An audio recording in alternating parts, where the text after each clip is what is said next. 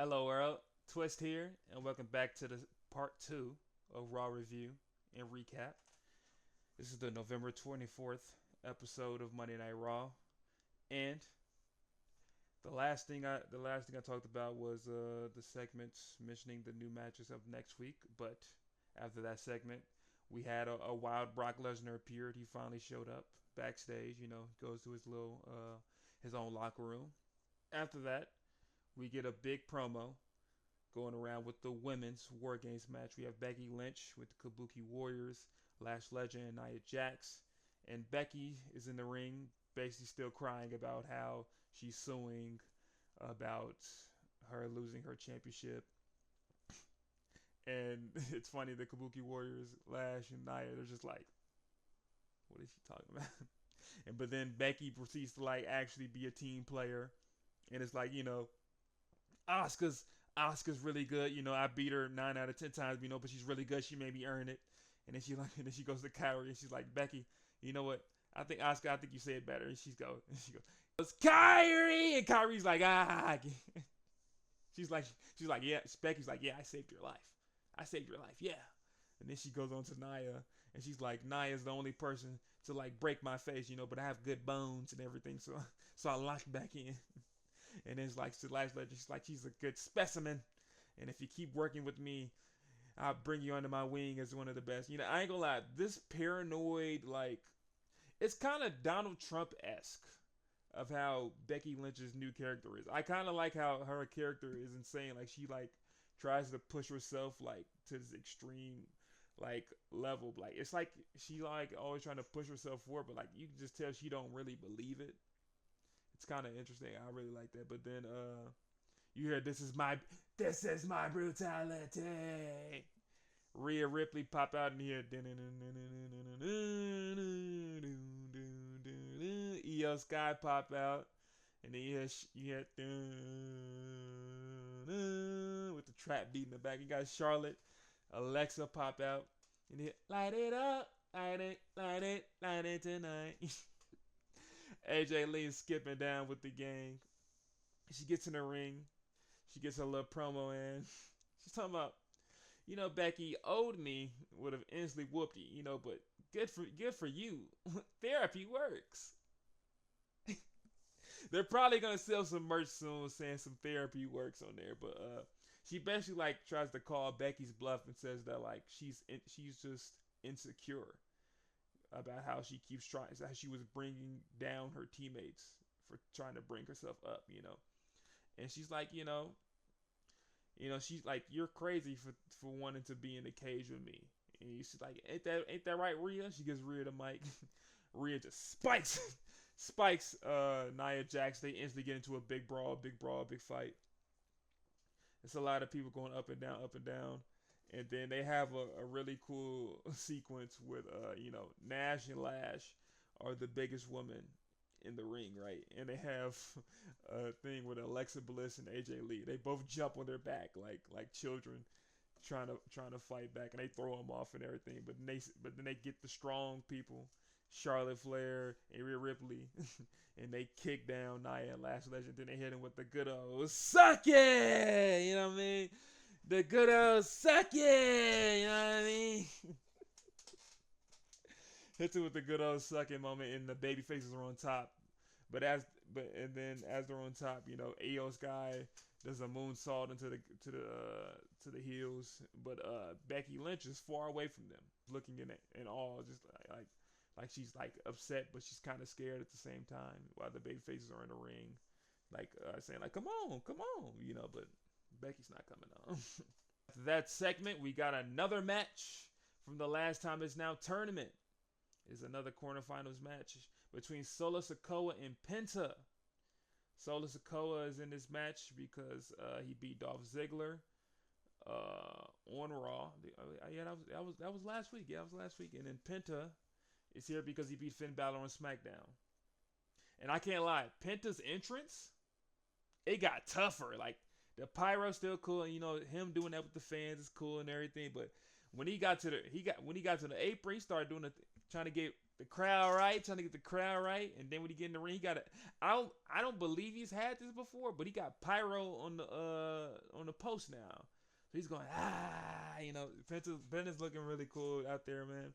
And to start the match, you know, start the beginning of the match, it's a really back and forth sequence. You know, they were a lot of good offense back and forth. You know, Solo is more powerful, but you know Penta's very quick, so it was a lot of fast movements, but a lot of power moves. But then they got to the outside, and Solo threw Penta over the barricade, but Penta got up, climbed on top of the barricade, and then proceeded to hit Solo with a Hurricanrana, which actually led to Penta hurting his shoulder, and that was the abrupt end of the match. So Solo won by Doctor Stoppage, and I don't think that was the plan. I don't think that was the plan at all. So Solo's gonna be moving on, and he's going to be fighting Gunther. So he's gonna get whooped. It would have been interesting though to see Penta versus Gunther, because it just would have been a slap competition, and that would have been fun to see.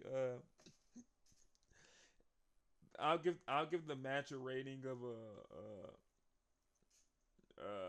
Penta out of 5. I'll give it a Penta out of 5 for a quick recovery. Penta, it sucks because he's just about to compete with his brother Ray against Dominic and El Grande, I believe, in AAA. So that sucks to see. You know, speedy recovery to Penta, but Solo Sikoa moves on in the tournament.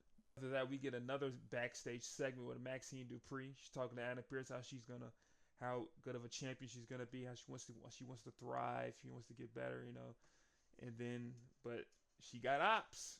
You know, everybody want that belt, man. She's like, you know, but I'm gonna lock in. I'm gonna call up Natalia. You know, she's gonna get me right. You know what I'm saying? But then Ivy Nile from Alpha Academy, Pops was like, hey, that belt is mine. It's mine. Walks away. Maxine looks distraught. Then she runs into Roxanne Perez with Raquel Rodriguez, and then Roxanne, you know, basically saying like, I'm up next for that belt too, you know. But Pierce, Mr. Save comes like, is there a problem? We just talked, Raquel, you know. She's like, no, it's not a problem. You talked to Raquel. You didn't talk to me. That's what Roxanne was saying. And so Adam was basically like, when they walked off, like to Maxine, like, hey, I think you need to call Natalia right now. So it's basically showing how Maxine is still an underdog when it comes to the rankings of everything. She still be the champion, but everyone is really gunning for her. And you could tell like Maxine is still like kind of scared about it. You know, she is new, but it's gonna be interesting to see how the IC title landscape is. Now we're at the main event of the evening. We got Jey Uso, Jimmy Uso versus Logan Paul and Drew McIntyre. The Usos are the first to come out to the ring. You know, they're doing the whole interest. They're getting the yeets on. Jay is up there yeeting with a baby. It's insane. They go to commercial break. Logan Paul comes out first, and this is the first time I've seen Logan Paul actually look like his WWE 2K character, because for some reason in the game they never give him wrist tape, and for the first time he comes out with no wrist tape. I've never seen him without it. He probably did in his first match, and that's probably why they keep doing it. But then he pops out with Drew McIntyre. They get down to the ring, start off the match. You get Jimmy versus Logan, and Jimmy dominates in that first half. They proceed to isolate Logan. Back and forth tags. They're whooping up Logan. But Logan ends up getting the tag to Drew. And now it's time to flip it over. Now it's Drew's turn to start dominating Jay. Going back and forth with Logan. They get back and forth. They're isolating Jay now this time. They even do a cool move where they do a suplex, Drew and Logan, where they hold them together and then they flex. Right, they're flexing while they're holding them, slam them. Then they do an in stereo kip up. It was actually at the same time. It was pretty cool. It was pretty cool from them. But you know, with all that, it's time to get that hot tag in. They get Jimmy in the ring. Jimmy's fired up. He's getting move after move after move after move. Gets the spear in. Gets the Uso splash. 1, 2. Drew stops it. Of course he stops it. We're not done yet. You know, but after Drew saves the match, though, you gotta get shenanigans. It's the main event of Raw, and it's the go away home show. So the Vision pops out. They're trying to support Logan out on the outside.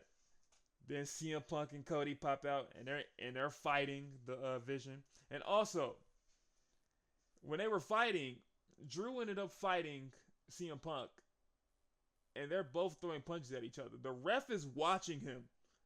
The ref is watching CM Punk punch Drew McIntyre, and he doesn't disqualify him. Like, it's insane. Like, and even the commentary team, Wade Barrett says, the ref is letting a lot of things go tonight. So through that whole kerfuffle, Jimmy gets rolled up by Logan Paul. 1, 2, 3. The Vision with Brock and Drew win the match. They get the advantage at War Games, but that doesn't mean anything because the brawl just keeps continuing. They just keep fighting, keep fighting. But then you hear the OTC's music hit. Roman Reigns pops out. Superman punches to everybody. He hits Braun. He hits the other Braun.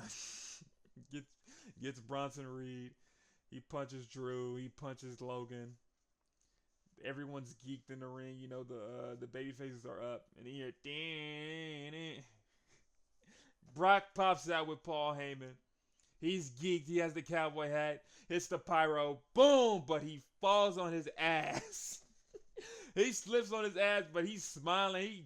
He joke. He laughs it off. I ain't gonna. I think Brock in 2012 would not laugh that off. He would have killed somebody after that. But Brock laughs it off, and he leads the pack on top. Get to the apron and look at them in the ring, and then boom, they get into another brawl. And of course, Triple H doesn't let us see the full brawl.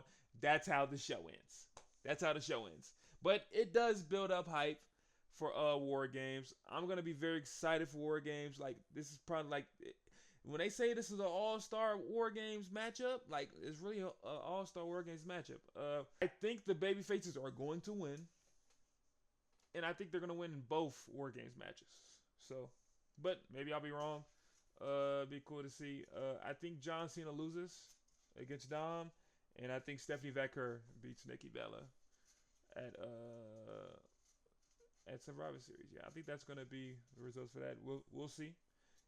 We'll see how my predictions are when I do the recap review of Survivor Series War Games. I will be doing that. Now we're at the end of part 2 of Raw recap and review.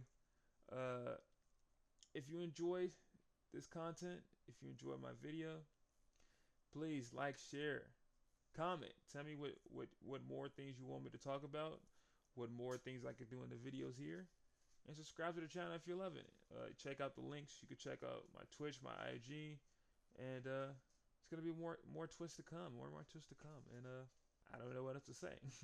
Toodles.